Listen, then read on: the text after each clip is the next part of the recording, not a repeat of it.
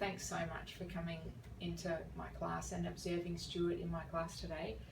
I mean, you saw the way he just gets up and distracts the other students and he can't sit down and work. I mean, I've set his work at an appropriate level. Yeah. It's the right standard for him, but he just can't seem to sit down and do it unless I'm sitting with him, helping him, and he's got my undivided attention. As soon as I get up to help another student, he continues being disruptive, gets up. I mean, he even sings in class. Yeah, it's pretty unbelievable. So I've taken down some notes of the behaviour that I could see that was distracting for the other students. Yeah. Have you thought of an applied behaviour analysis? I'm not sure I know how to do that. Can you help me? Sure. Well, we'll construct an antecedent behaviour consequence table so we can understand the functions of Stuart's behaviour and maybe start implementing some new strategies and approaches for his next class.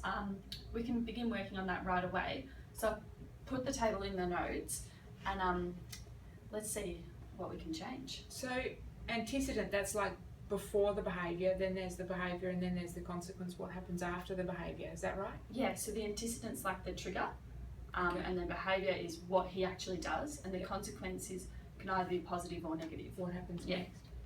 Well, so firstly we need to identify the behaviour we want to change. I mean, that's easy. I want him to stop distracting the other students. Yeah, so we'll start writing in behaviour, so we need to be a little bit more specific when describing the behaviour. For example, when you asked the students to start working, Stuart sat back in his chair, started whistling and tapping his pen on the desk.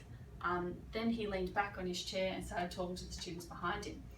Later, Stuart got up from his chair, walked around to the other side of the room and started talking to several students. I think we should write this in the behaviour column. Yep, okay. So we get all that in the behaviour column. Yeah. What do we do next? Well, we need to work out the trigger, so what happened before, so the antecedent. Okay. So before talking to the students behind him, the other students were working silently. Okay. Before he started whistling and tapping, the other students were preparing to work. He got up, walked around the room, and while you were micro-teaching with the other students. These are the things that we could put in the column. Okay, so putting all that behaviour specifically in the antecedent column, that's really helpful. What's the next step? Then we look at what comes immediately after his behaviour. So when he was talking and whistling, you redirected him to go back to his work. Okay. When he was walking around the room, you walked with him back to his seat and gave him some one-on-one attention Okay. to ensure that he wasn't having any trouble with his work. Okay. So we've worked out what happens before, during and after his distracting behaviour, but what does that all mean? What do we do with that now? So based on what you can see in the table, we can Yeah. identify a pattern. Okay. So when Stuart doesn't have your attention from the students, he walks around the room, makes noise, tries to talk, Okay. by getting your attention and wandering around the room. So we actually need to reinforce and reward his behaviour.